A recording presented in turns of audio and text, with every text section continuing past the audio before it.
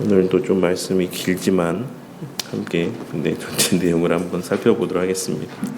오늘 함께 나눌 말씀의 내용은 9절에서부터 17절까지 말씀입니다. 그래서 지난주에 우리가 1절에서 8절까지 말씀을 통해서 하나님께서 열방을 심판하시되 당신의 집인 예루살렘은 끝까지 잘 견고하게 지키실 것이다 라고 하는 말씀을 통하여서 세상 역사의 주관자가 하나님이시다라는 사실을 다시 한번 우리가 생각해 보았습니다.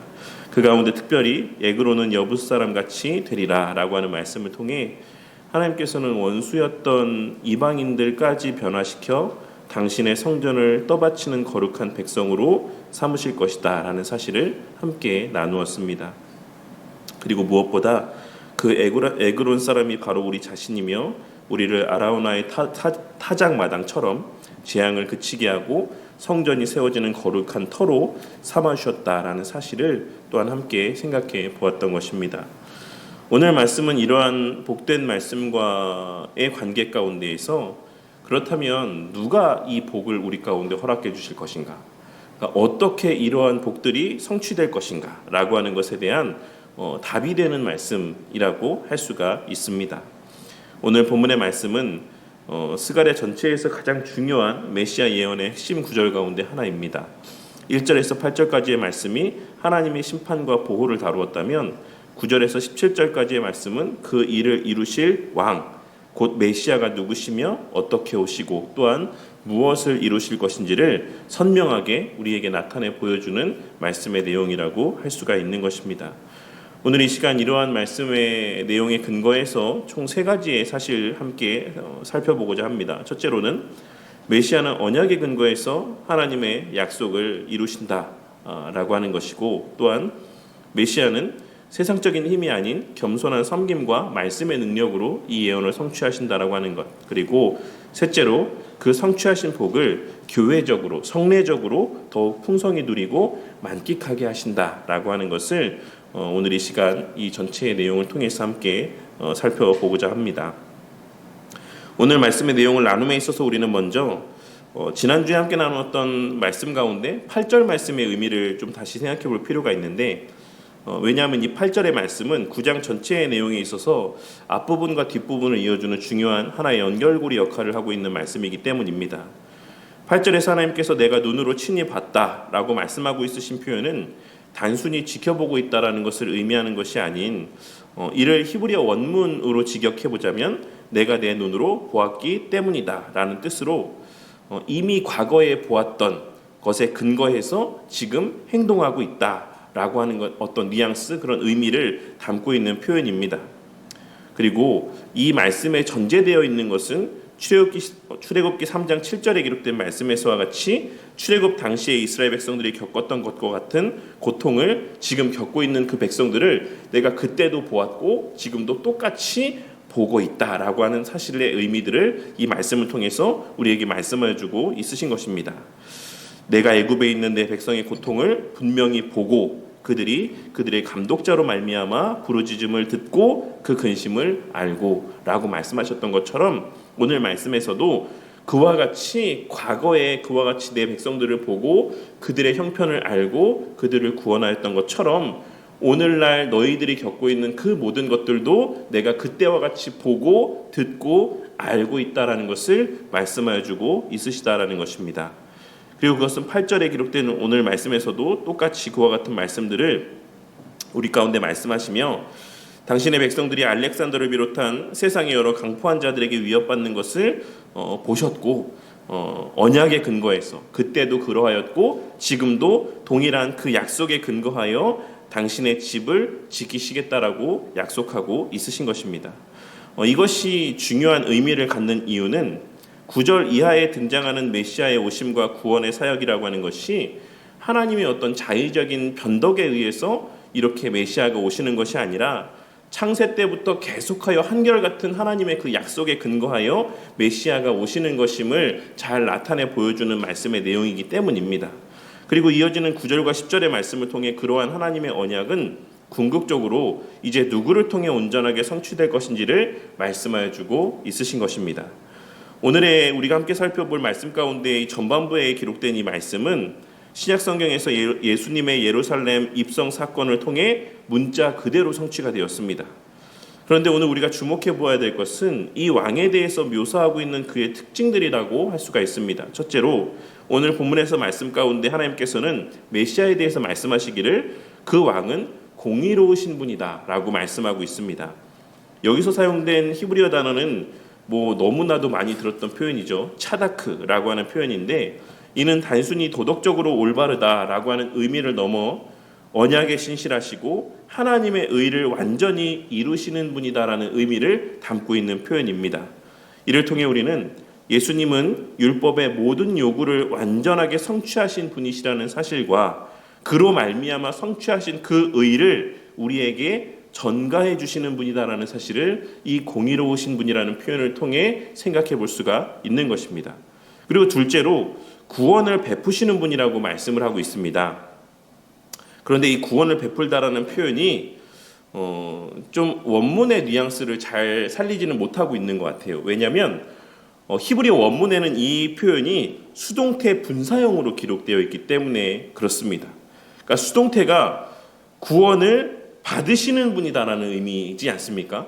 그러니까 이 말씀을 통해서 하나님께서 말씀하고 싶으신 것은 메시아가 그냥 말로써 아무 행함 없이 그냥 내가 너희들에게 구원을 베푸느니라 라고 하는 어떤 이러한 의미, 이러한 어떤 모습으로서의 구원을 베푸시는 분이 아닌 그 자신이 구원을 받으시는 분으로서, 구원을 가져오시는 분으로서 그 구원을 베푸시는 분이다라는 의미가 이 말씀들 가운데 담겨있는 뉘앙스라고 할 수가 있는 것입니다.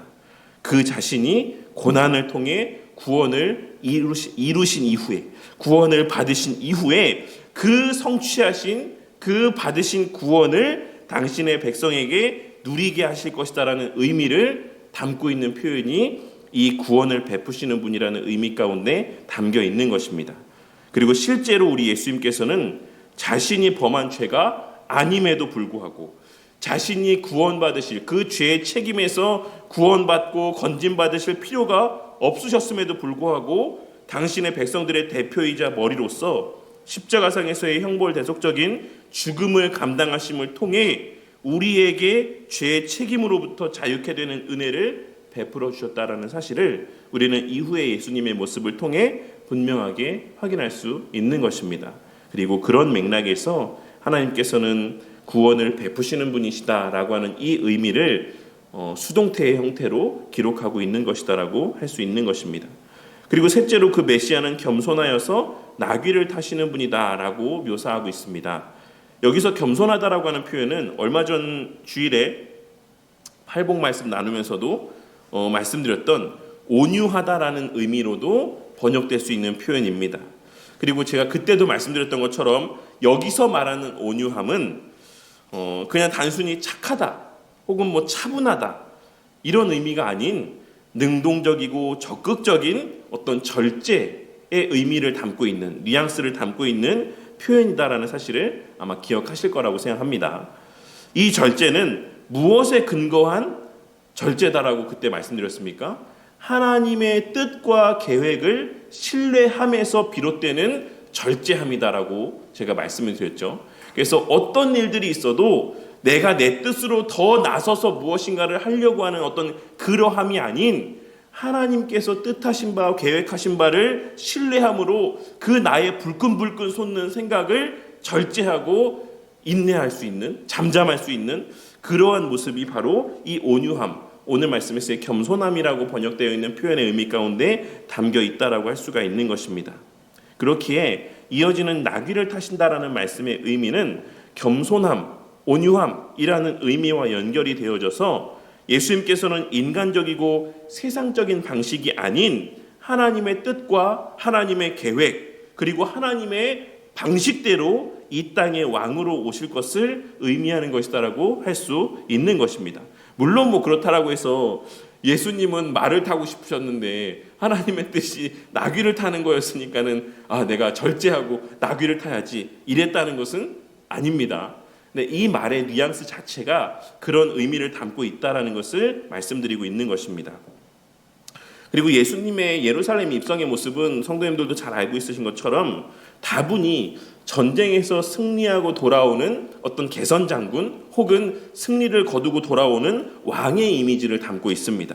그리고 당시 전쟁에서 승리한 왕들은 당연히 군사력과 정복의 어떤 상징이라고 할 수 있는 화려한 어떤 전쟁용 말을 타고 위험 있게 입성하는 것이 일반적인 모습이었습니다. 그러나 오늘 본문 말씀에서 하나님께서는 메시아로서의 왕은 나귀 새끼를 타고 오실 것이다 라고 말씀하시므로 이것이 바로 하나님의 뜻하신 바이자 하나님의 뜻과 계획을 이루실 방식이다라는 사실을 우리에게 말씀하여 주고 있으신 것입니다. 말이 앞서 말씀드렸던 것처럼 군사력과 정복의 상징이었다라고 한다면 나귀는 평화의 상징이며 섬김의 상징입니다. 하나님께서는 이 예언의 말씀을 통해 메시아가 하나님의 나라를 통치하는 방식은 세상 왕의 통치 방식과 전혀 다르다라는 사실을 말씀하여 주고 있으신 것이고, 그런 맥락에서 예수님께서 예루살렘에 입성하실 때 나귀 새끼를 타신 것은 단순히 예언을 성취하시기 위함이 아닌 자신이 바로 그 메시아의 심을 드러내심과 동시에 그 하나님의 뜻과 방식대로 하나님의 나라가 임하고 그 하나님의 나라를 그 하나님의 방식대로 통치하실 것임을 확증하여 주시는 계시적 성격의 행위라고 할 수가 있는 것입니다. 그리고 이어지는 10절에 기록된 말씀을 통해 더욱 구체적으로 메시아의 일하심의 원리, 통치의 방식을 말씀하여 주고 있으십니다. 하나님께서는 10절에 기록된 말씀을 통해 이 왕은 세상의 방식대로 세상적인 힘과 능력으로 세상을 정복하지 아니하고 오히려 그러한 세상의 무기를 패하심 가운데 화평을 선포하심으로 다스리실 것이다라는 사실을 말씀하여 주고 있으신 것입니다. 그리고 이는 이 화평의 실체이자 극치라 할 수 있는 우리 주 예수 그리스도의 십자가에서의 형벌 대속적인 죽음을 의미합니다. 하나님의 나라는 그 십자가에서의 형벌 대속적 죽음으로 임하는 것이고, 그 하나님의 나라는 그 형벌 대속적 죽으심의 복음을 전하고 선포하고 가르침으로 임하는 것이고 또한 통치되어지는 것이다라는 사실을 이 말씀을 통해 우리에게 말씀하여 주고 있으신 것입니다. 세상적인 지혜, 세상적인 논리, 세상 사람들이 기업을 다스리고 공동체를 다스리고 무리를 다스리는 어떤 그러한 효율적인 방식들, 이러한 것들을 사용해서가 아닌 복음의 말씀, 예수님의 십자가 복음의 그 본질적인 의미가 담겨있는 그 말씀이 온전히 선포되어지는 방식을 통해 하나님의 나라는 이 땅에 임하였고 또한 임하여 가고 통치되어지는 것이다라는 사실을 말씀하여 주고 있다라는 것입니다. 그리고 그 통치의 범위는 바다에서 바다까지, 유브라데강에서 땅끝까지 임할 것이다라고 말씀하고 있으십니다. 이는 시편 72편 8절에 기록된 메시아 왕국에 대한 예언의 말씀의 인용으로 온 세상을 다스리시는 보편적인 통치를 의미합니다. 즉 이 왕은 겸손과 평화의 방식으로 온 세상을 정복하고 통치하실 것이다라는 사실을 말씀하여 주고 있으신 것입니다.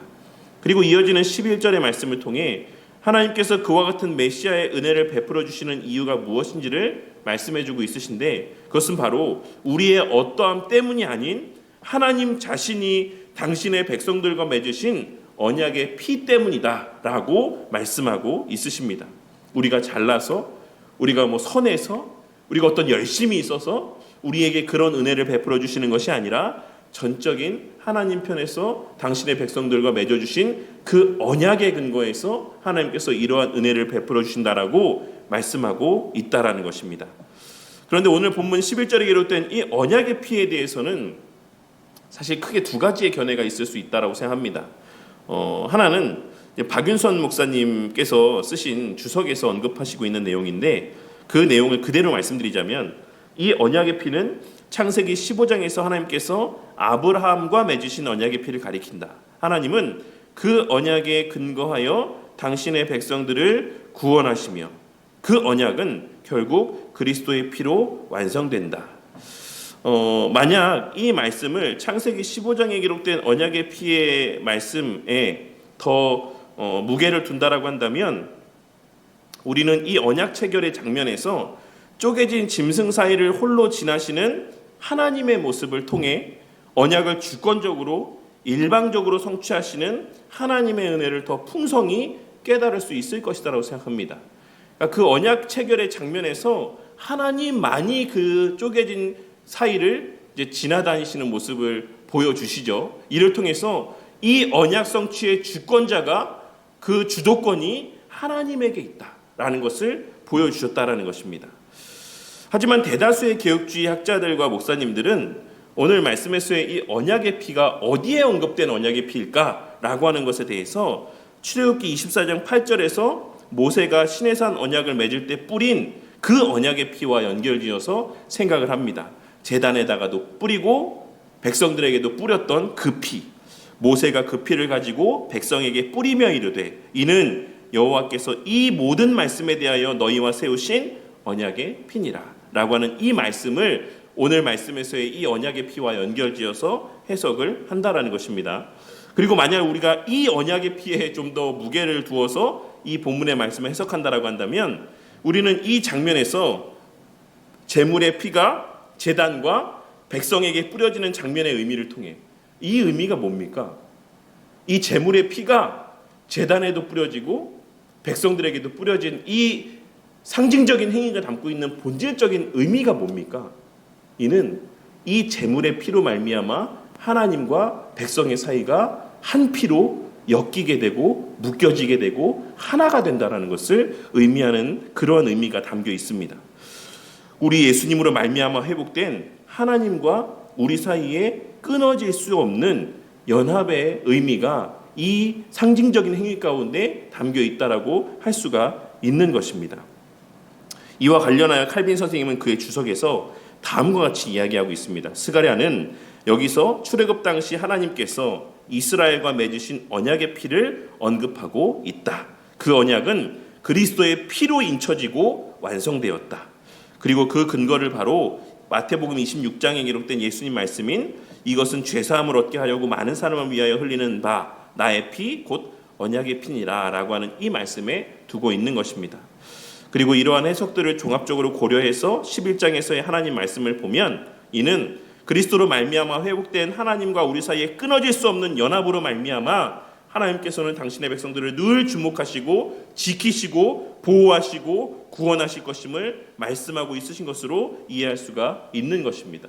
그러니까 이미 그 어떤 서사의 흐름, 시간의 흐름 속에서는 아직 이 일이 이루어지지 않았지만 영원 속에서의 그리스도로 말미암는 그리스도 안에서의 택함 받은 그 연합의 관계를 보시고 그 연합의 관계를 기억하시며 그들의 어떤 상황 가운데서도 그들을 내버려 두지 아니하시고 그 아들과 같이 대하시며 보호하시고 또한 인도하시는 은혜들을 베풀어 주시는 것이다 라고 하는 의미가 이 말씀의 의미 가운데 담겨져 있다라고 할 수가 있는 것입니다.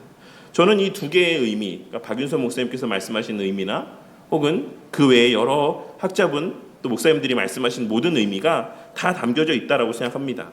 하나님께서는 당신의 주권적이고 일방적인 행하심으로 당신의 백성들과 맺으신 이 언약을 성취하실 것이고 또한 그 계획하심과 약속하신 바대로 예수님을 통해 성취하신 영원한 관계의 회복으로 말미암아 언제나 당신의 백성들을 지키시고 또한 보호하시고 인도하여 주실 것임을 말씀하고 있으신 것으로 오늘 말씀에서의 이 언약의 피로 인함이다 라고 하는 말씀의 의미를 우리는 이해할 수 있는 것입니다. 하나님께서는 그 언약의 피로 말미암아 갇힌 자들을 물없는 구덩이에서 놓으실 것이라고 말씀하셨습니다. 여기서 언급된 물없는 구덩이는 요셉이 형들에게 던져졌던 곳을 의미하기도 하고 예레미야가 갇혔던 곳, 예레미야 38장 6절에 언급되고 있는 예레미야가 갇혔던 곳을 의미하기도 합니다. 그런데 본질적으로 이 의미는 어떤 의미냐면 물 없는 구덩이는 어떤 의미입니까?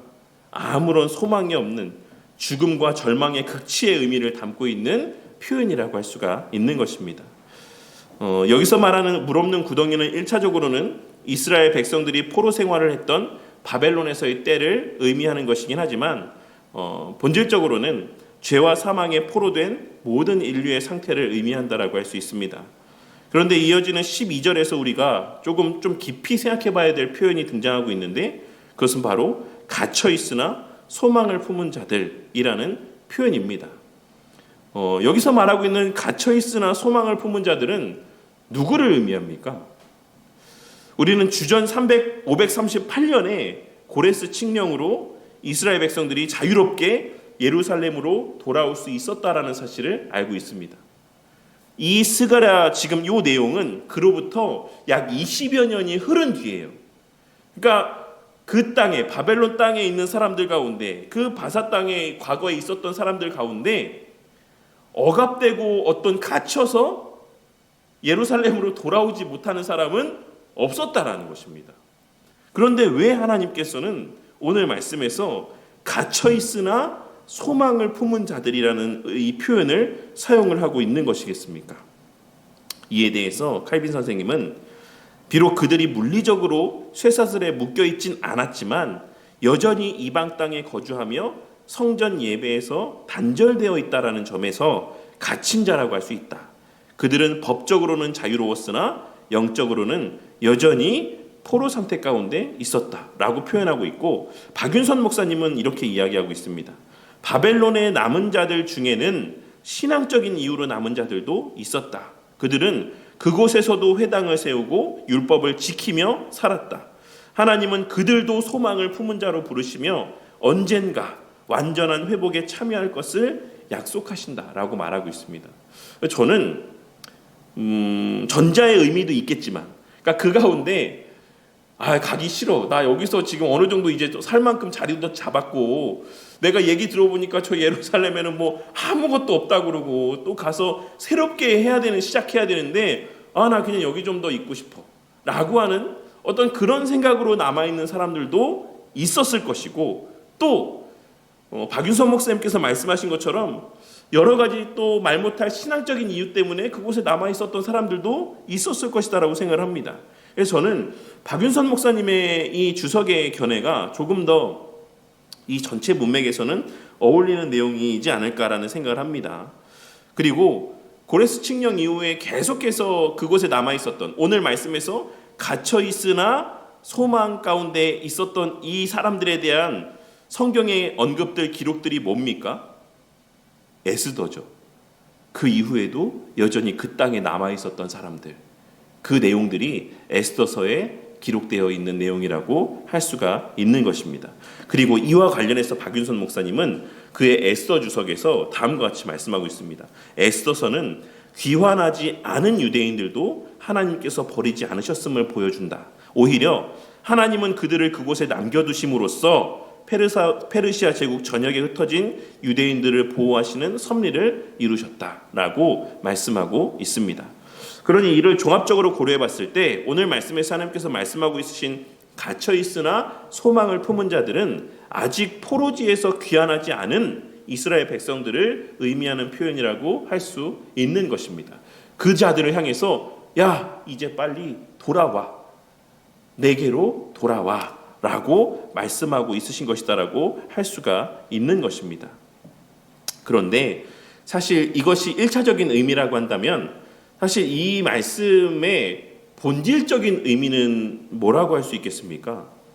그러니까 영적인 의미. 이는 좀 이미와 아직의 관점에서도 바라볼 수 있는 말씀의 표현이라고 생각을 합니다. 이미와 아직의 관점에서 볼 때 이미 법적으로 의롭다 여김 받고 죄책에서 자유한 자들이 되었지만 아직은 여전히 죄의 흔적과 싸우는 긴장 가운데 살아가는 우리의 존재 전체를 아우르는 의미가 사실 이 말씀 갇혀 있으나 소망을 품은 자라고 하는 의미 가운데 담겨 있는 어떤 의미다라고 할 수가 있는 것입니다.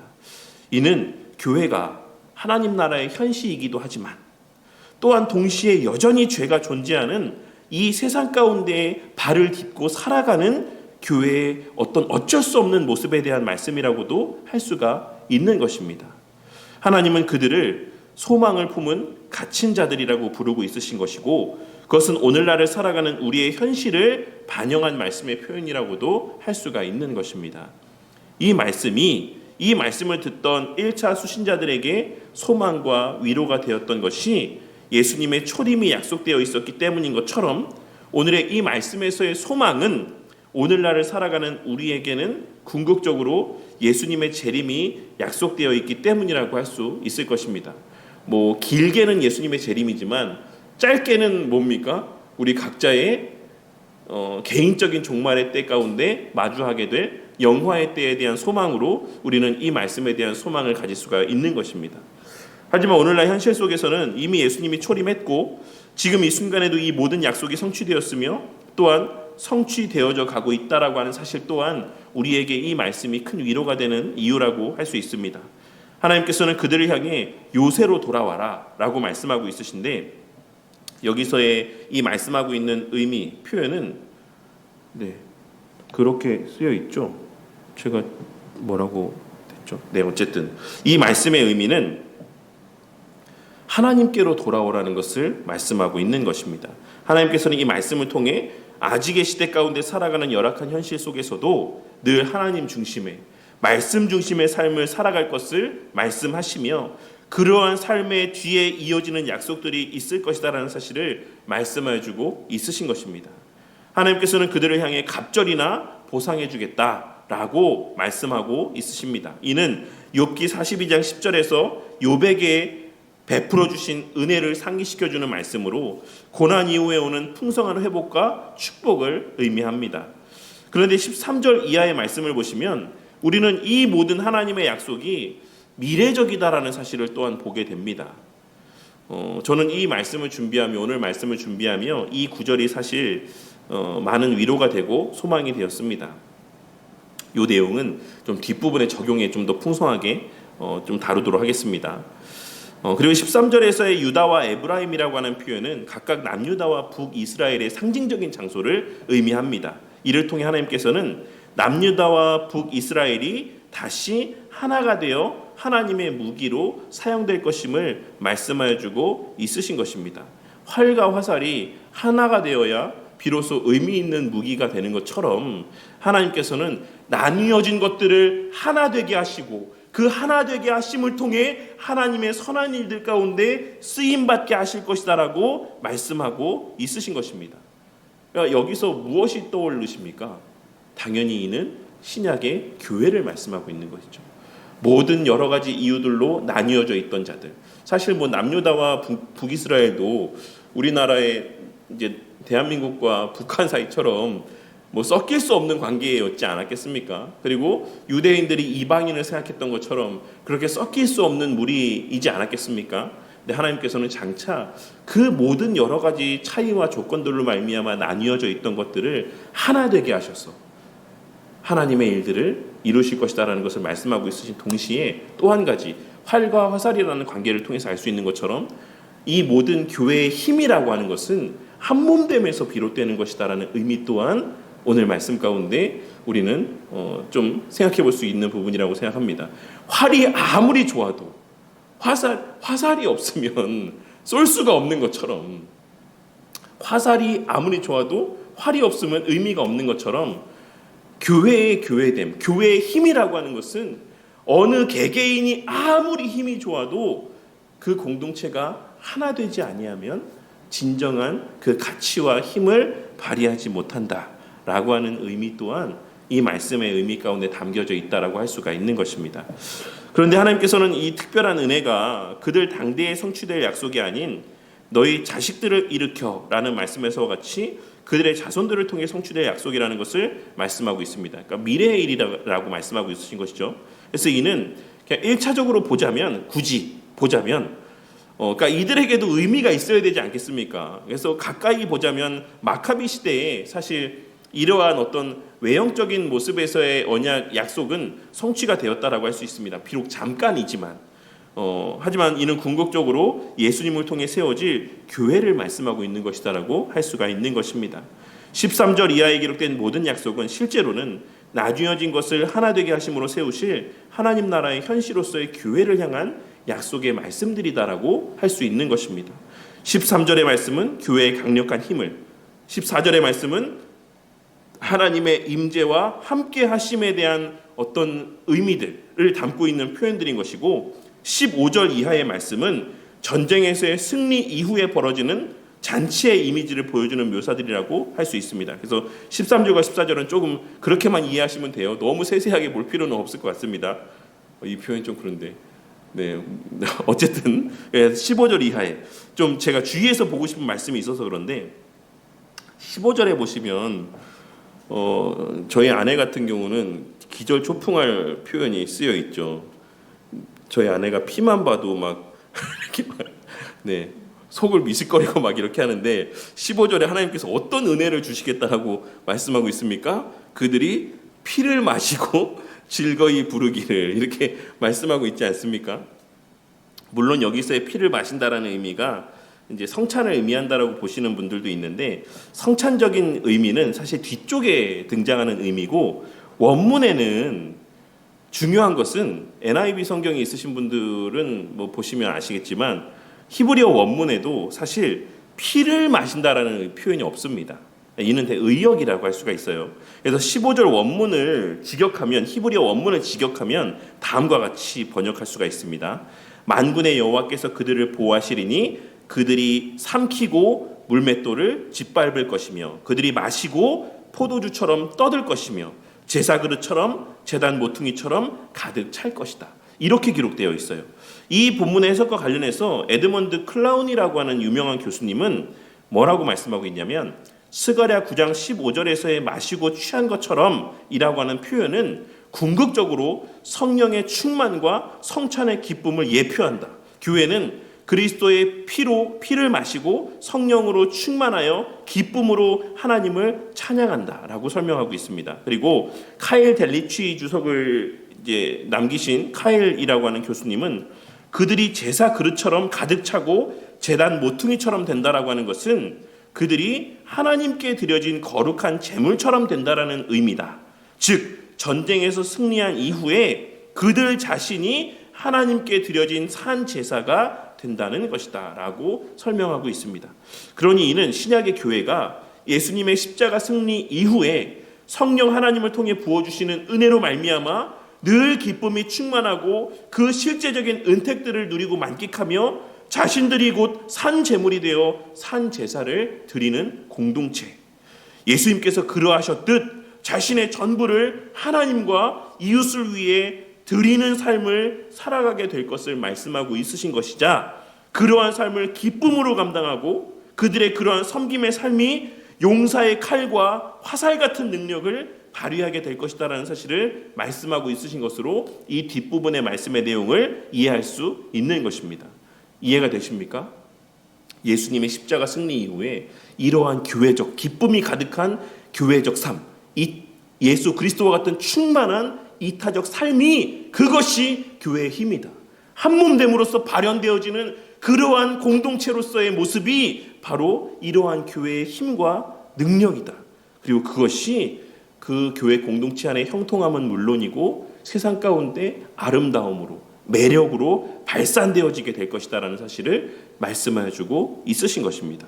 그리고 이는 또 말씀드리지만 훗날 자신의 전부를 내어주며 서로를 섬겼던 공동체 안에서의 기쁨이 충만하고 가난한 자가 단 한 사람도 존재하지 않았다라고 묘사되고 있는 초대교회의 모습을 통해 성취되었다라고 할 수가 있는 것입니다. 그에 대한 확증적인 말씀이 바로 17절 하반절의 말씀입니다. 소년은 곡식으로 강건하며 처녀는 새 포도주로 강건하리로다. 이 구절은 오늘 말씀의 어떤 면에서는 절정이자 결론이라고 할 수 있습니다. 여기서의 곡식과 새 포도주는 구약에서 하나님께서 부어주시는 축복과 언약의 풍성함을 상징하는 대표적인 상징들이라고 할 수 있습니다. 그런데 신약의 관점에서 보자면 이는 다분히 성찬을 연상시키는 이미지라고 할 수 있습니다. 예수님은 곡식으로 만들어진 떡을 떼시며 이것은 내 몸이니라 라고 말씀하셨고 포도주 잔을 들고 이것은 언약의 피라고 말씀하셨습니다. 즉 17절은 메시아가 이루신 구원을 교회가 성례를 통해 특별히 성찬을 통해 더욱 풍성히 누리고 만끽하게 될 것을 예언하고 있는 것입니다. 그리고 이 성찬을 통해 그 신앙이 더욱 강건하여질 것이다. 그들이 강건한 믿음의 소유자들이 되어가게 될 것이다. 우리가 마치 은혜의 방편이라고 말씀하고 있는 것처럼 그러한 맥락에서의 말씀을 지금 들려주고 있으신 것입니다. 우리는 성찬을 통해 곡식으로 강건하여지고 새 포도주로 말미암아 강건하여지는 은혜를 누리고 만끽하게 되는 것입니다. 이것이 바로 오늘 본문이 최종적으로 가리키는 교회적, 성례적 풍성함에 대한 의미라고 할 수가 있는 것입니다. 하나님의 그 베푸신 메시아를 통한 은혜는 공동체적으로 세상 가운데 힘과 능력을 발휘하는 것인 것뿐만 아니라 그 예수 그리스도를 통해 성취되어진 모든 은혜와 유익은 공동체적으로, 특별히 은혜의 방편을 중심으로 누려지고 만끽되어지며 그 안에서 그러한 은혜 가운데 자라가고 성장하고 강건하여지게 되는 것이다라는 의미가 오늘 이 말씀의 의미 가운데 담겨 있는 것입니다. 그렇다면 오늘 이 본문의 말씀에서 우리는 무엇을 깨닫고 또한 무엇을 마음에 새겨야 되는 것이겠습니까? 첫째로 우리의 구원은 언약에 근거한 하나님의 신실하심에 달려있다라는 사실을 다시 한번 깨닫고 확신하는 저와 우리 모두가 되길 바랍니다. 8절에서 하나님께서는 내가 눈으로 친히 봄이니라 라고 말씀하셨습니다. 이것은 하나님께서 우리의 고통을 외면치 않으시고 언약에 근거하여 반드시 구원하신다라는 약속입니다. 그리고 11절에서는 내 언약의 피로 말미암아 라고 하셨습니다. 우리의 구원은 우리의 노력이나 자격 때문이 아닙니다. 우리의 구원은 하나님께서 아브라함과 모세와 다윗과 맺으신 언약, 그리고 그 언약을 예수 그리스도의 피로 완성하신 그 신실하심 때문입니다. 로마서 8장 32절은 다음과 같이 말씀합니다. 자기 아들을 아끼지 아니하시고 우리 모든 사람을 위하여 내주시니가 어찌 그 아들과 함께 모든 것을 우리에게 주지 않으시겠느냐. 우리가 연약할 때, 세상이 우리를 위협할 때, 혹은 우리 자신의 부족과 연약으로 말미암아 그 죄로 인한 실패 가운데 낙심케 될 때 우리는 언약의 하나님을 바라볼 수 있어야 될 것입니다. 마치 저희 현서가 아빠 엄마한테 너무나도 당당하게 이야기하는 것처럼 사실 우리 자신을 바라봤을 때는 우리는 아무것도 아니고 은혜를 받을 만한 존재들이 아니지만 하나님의 그 언약, 하나님이 저를 자녀 삼지 않으셨습니까? 하나님이 저를 택하지 않으셨습니까? 라고 하는 그 하나님의 약속과 그 약속을 신실하게 이행해 가시는 하나님의 은혜를 바라보며 우리는 또 하나님의 은혜를 구하고 또 하나님께서 베푸실 그 도우심의 은혜들을 또 사모할 줄 아는 마음들을 가질 수 있어야지만 된다라는 것입니다. 둘째로 우리의 왕이신 예수님은 세상의 방식이 아닌 겸손과 섬김의 방식으로 통치하심을 깨닫고 우리도 그 방식을 따라 살아가는 자들이 되어야지만 한다라는 사실을 다시 한번 깨닫게 됩니다. 빌립보서 2장 5절에서 8절 말씀은 다음과 같이 말씀합니다. 너희 안에 이 마음을 품으라. 곧 그리스도 예수의 마음이니 그는 근본 하나님의 본체시나 하나님과 동등됨을 취할 것으로 여기지 아니하시고 오히려 자기를 비워 종의 형체를 가지사 사람들과 같이 되셨고 사람의 모양으로 나타나사 자기를 낮추시고 죽기까지 복종하셨으니 곧 십자가에서 죽으심이라. 우리도 이 왕을 따르는 백성으로 또 이 왕께 속한 자들로 세상의 방식이 아닌 겸손과 섬김의 방식으로 살아가며 또 교회를 섬기는 저와 우리 모두가 되기를 바랍니다. 예수님이 이러하셨는데 저도 마찬가지지만 우리가 뭘 하고 사람들로부터 늘 대접받기를 원하고 인정받기를 원하고 높임받기를 원할 수 있습니까? 예수님이 하나님으로서 취하신 하나님 나라의 방식이 이러한데 우리가 뭘 하고 이러한 방식이 아닌 내 자신이 고안해낸 방식들로 하나님의 나라의 일들을 감당하려 하는 것이겠습니까? 교회는 또 하나님의 나라는 힘으로, 권력으로, 명예로 혹은 세상 사람들이 지혜롭다 하는 여러 가지 방식들, 그러한 논리들로 세워지는 것이 아닙니다. 그리고 또한 사람이 변화되어지는 것, 또 사람이 복음을 받아들이게 되는 것도 그러한 어떤 방식의 어떤 유용함에 있는 것이 아님을 오늘 말씀을 통해 다시 한번 깨닫게 되는 저와 우리 모두가 되기를 바랍니다. 복음의 능력은 그 말씀과 더불어 함께 역사하시는 성령 하나님의 은혜로 말미암아 효력 있게 적용되어지는 것이고 무엇보다 그 말씀의 선포는 그 말씀이 삶으로 체화되어 증거되어지는 그러한 사람들의 입술을 통해 증거되게 하심을 통해 능력 있게 그 능력을 발현되게 하시는 것임을 오늘 말씀을 통해 우리는 다시 한번 깨달을 수 있어야지만 될 것입니다. 그리하여 그 복음적 삶의 능력이 오늘 말씀에서와 같이 온 세상 가운데 발현되어 하나님의 통치가 더 많은 사람들에게 임하고 또한 더 많은 사람들이 하나님 나라의 복을 누리게 되는 열매가 우리 교회 공동체 가운데 나타나게 되기를 바랍니다. 마지막 또 셋째로 성찬으로 대표되는 교회적 삶을 통해 우리의 그리스도의 구원을 더욱 풍성히 누리고 만끽할 수 있다라는 사실을 또 유념하는 저와 우리 모두가 되기를 바랍니다. 교회적 삶에 하나님의 은혜가 있고 약속이 있습니다. 성찬에 참여할 때마다 또한 그 성찬이 또한 담고 있는 본질적인 의미와 같이 우리의 하나됨, 한몸됨을 우리가 더욱 바르게 직시하고 또 그 교회적 삶에 더 많은 가치를 부여하고 또 그 교회적 삶을 통해 풍성한 은혜를 누리고 만끽할 때 우리가 또한 하나님의 그 약속하신 이루신 모든 유익들을 누리고 만끽할 수 있는 것임을 오늘 말씀을 통해 다시 한번 깨닫게 되는 은혜가 있으시기를 바란다는 것입니다. 우리가 교회적 삶을 살아가는 것은 희생이 아닙니다. 남에게만 좋고 나에게는 전혀 유익이 되지 않는 어떤 일방적인 희생을 요구하고 있는 것이 아니다라는 것입니다. 결국 그 교회적 삶이 나 자신에게도 나의 살아가는 가족들과 자녀들에게도 가장 유익이 되는 삶이다라는 사실을 기억하고 우리 삶에서 언제나 이러한 교회적 삶이 가장 우선의 가치에 또 놓여지게 되는 은혜가 있으시길 바랍니다. 그리고 진짜로 마지막으로 넷째로 하나님께서 우리에게 자녀들 허락하신 자녀들과 그 다음 세대를 통해 당신의 약속을 풍성히 이루어 가실 것임을 오늘 말씀을 통해 다시 한번 또 깨닫고 마음에 새기는 저와 우리 모두가 되기를 바랍니다. 저는 사실 이 말씀이 되게 저한테 많은 위로가 됐습니다. 내가 유다에 당긴 활로 삼고 에브라임을 그 위에 먹인 화살로 삼았으니 시온아 내가 너의 자식들을 일으켜 헬라의 자식들을 치게 하며 너를 용사의 칼과 같게 하리라. 물론 여기서 말하고 있는 자식들 다음 세대는 이후의 교회 시대를 의미하는 표현이라고 할 수 있습니다. 하지만 저는 그와 동시에 이 말씀이 우리의 자녀 세대, 다음 세대를 향한 말씀으로도 들렸습니다. 지나치게 문자적인 해석을 해서는 안 되겠지만 사실 이 말씀의 문자적 의미 자체가 저에게는 많은 위로가 되었다라는 것입니다. 하나님께서는 당시 백성들을 향해 너희 때에 바로 내가 이 약속을 성취하겠다라고 말씀하지 않으시고 너희 자녀들의 때, 하나님의 때에 이 약속을 성취하겠다라고 말씀해 주셨습니다.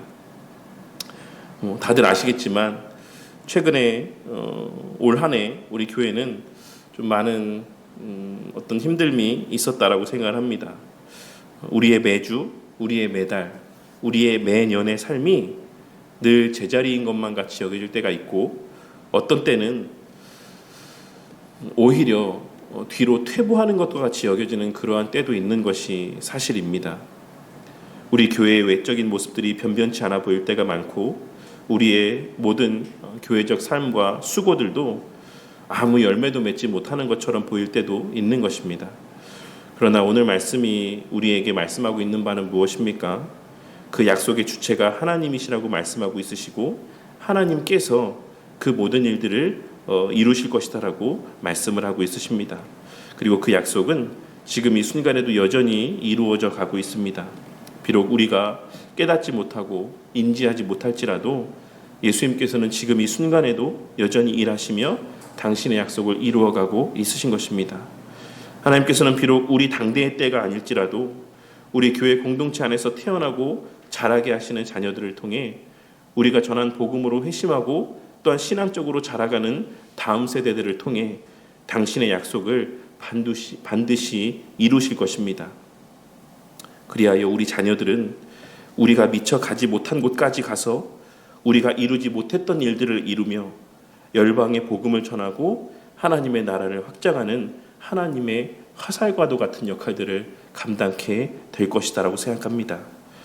우리가 오늘 뿌린 복음의 씨앗들의 열매를 우리 자녀들이 누리고 만끽하게 될 때가 있을 것이다라는 것입니다. 그러므로 저만 그런지 모르겠지만 우리 교회 공동체가 순간순간 매년의 여러 일들로 인하여서 일희일비하는 그런 공동체가 되지 않길 바랍니다. 비록 당장의 가시적인 열매들은 없고 결과들이 나타나지 않는다라고 할지라도 오늘 말씀에서의 하나님의 약속들을 신뢰하고 확신하며 앞으로도 지금까지와 같이 열심을 다해 겸손히 서로를 섬기고 바른 복음을 전하며 하나님 나라의 현시로서의 교회 중심의 교회적 삶을 살아가는 자들이 되고, 또 그러한 본이 되는 삶을 통해 우리 자녀들 다음 세대들에게 이러한 참된 복음적 신앙을 전하고 가르치며 전수하는 자들이 되기를 바랍니다.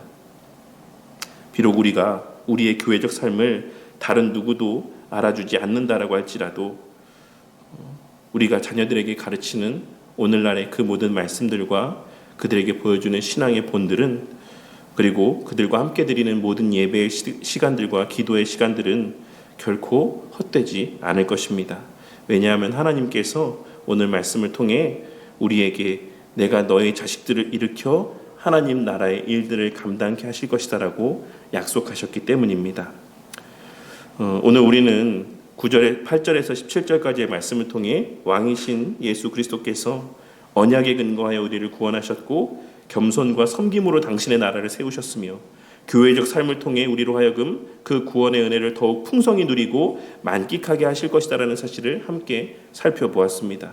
그리고 그분은 우리 자녀들의 주와 그리스도가 되어 그들을 통해 당신의 약속들을 계속해서 이루어 가시고 더 풍성하고도 온전히 이루어 가실 것이다라는 사실을 함께 살펴보았습니다. 시편 127편 3절에서 5절에 기록된 보라, 자식들은 여호와의 기업이요 태의 열매는 그의 상급이로다. 젊은 자의 자식은 장사의 수중의 화살 같으니 이것이 그의 화살통에 가득한 자는 복되도다. 그들이 성문에서 그들의 원수와 담판할 때에 수치를 당하지 아니하리로다 라고 하는 이 말씀을 기억하고, 비록 올 한 해가 우리에게 여러 일들이 많은 한 해였을지라도 우리 교회 안에 귀한 생명들이 계속해서 태어나게 하시고, 또 작년 성도들의 수 이상으로 보내어 주신 많은 우리 어린 자녀들을 바라보며 그들을 복음으로 양육하고 자라게 하기 위해 더욱 열심히 기도하며 애쓰는 우리 바른교회 공동체가 되어 오늘 말씀에 소망을 두고 또 그들을 통해서 앞으로 이루어 가실 일들을 기대하며 올 한 해를 마무리하고 또 새해를 맞이하는 우리 바른교회 공동체가 되기를 주님의 이름으로 간절히 축원합니다.